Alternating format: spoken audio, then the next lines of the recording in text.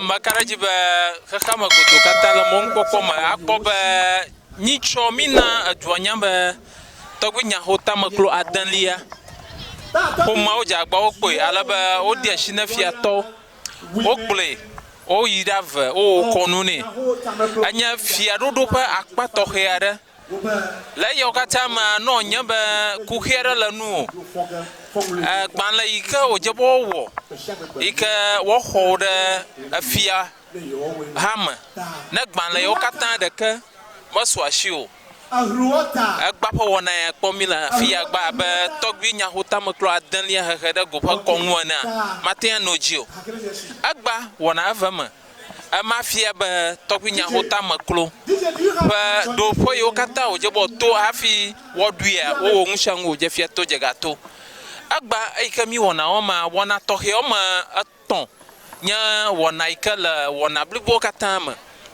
gba wova ka atam ne tɔgbi eye wo ka atam ne tɔgbia ele be tɔgbi natrɔ ava ɖo atamua nu gake hafi tɔgbi na va ɖo atamua ŋua ŋke dzɔ mikpɔ be wokplɔ tɔgbi va da asi ne domeƒalɔgoa alebe domeƒalɔgoa ekplɔe kɔ da asi ne ɖusi ƒalɔgoa tso ɖusi ƒalɔgoa ma wokplɔe da asi ne emia ƒalɔgoa tɔgbi ƒe aƒalɔgoe nye mia ƒalɔgoa le aŋlɔ me aŋlɔ dzutabla tɔvɔ de eƒe aƒalɔgo etɔ̃ yi ke nye ƒalɔgo gã le aŋlɔwo sia mia fia gã ne aŋlɔwoa ye nye tɔgbi nyaxotame klo adelia eyi ke tɔgbi nyaxotame klo atɔ̃lia edzoa enye dzigbagba ne eƒe dukɔ enye dzigbagba ne aŋlɔ dzutabla tɔvɔ de gake gba dzidzɔ kple aseyetsotso eɖo ŋlɔ to xɔdua me be yewo ƒe aƒaŋu etɔ̃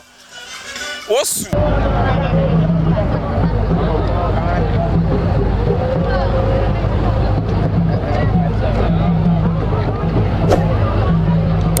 Ya bro.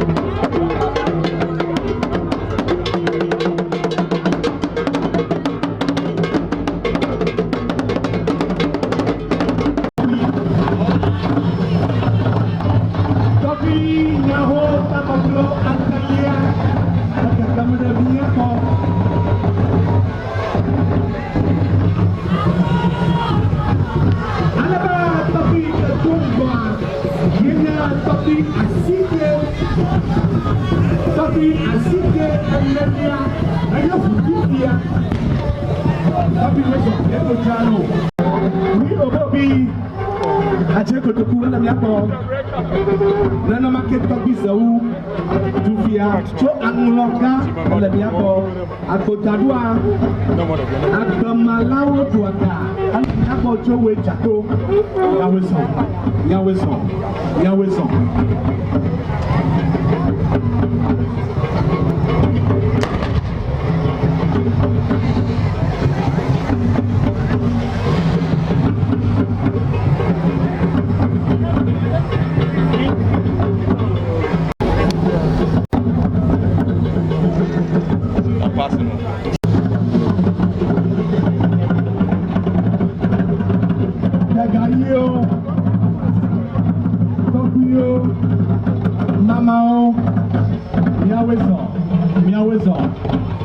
Miawezo.